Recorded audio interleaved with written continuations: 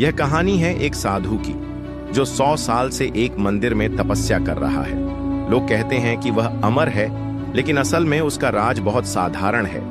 उसका जीवन एक ही नियम पर चलता है, कभी भी लक्ष्य से मत हटो। वो दिन रात तप करता है, ना कोई लालच ना कोई थकावट। उसकी सोच में एक अडिग दृढ़ता है जो उसे हर दिन आगे बढ़ने की प्रेरणा देती है।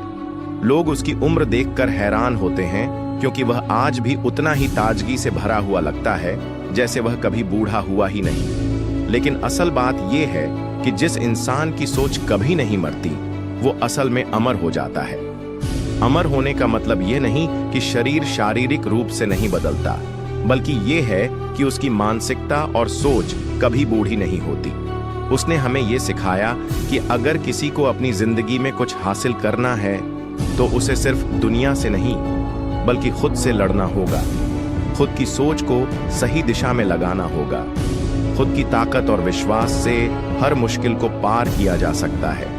दुनिया से नहीं, अपनी सीमाओं से लड़ो, फिर तुम भी अपनी मंजिल पा सकते हो। इस साधु की तरह जो कभी भी अपने लक्ष्य से विचलित नहीं हुआ, जो हर दिन अपनी सोच को और मजबूत करता गया, वह हमेशा इस विश्वास के साथ जीता था कि किसी भी उद्देश्य को प्राप्त करने के लिए उसे खुद से और अपनी सोच से लड़ना होगा। तो दोस्तों, अगर तुम्हें भी अपनी जिंदगी में कुछ बड़ा करना है तो दुनिया से नहीं, खुद से लड़ो। अपने अंदर के डर, संकोच और विश्वास की कमी को हराओ, क्योंकि वही इंसान असल में दुनिया को बदल सकता है।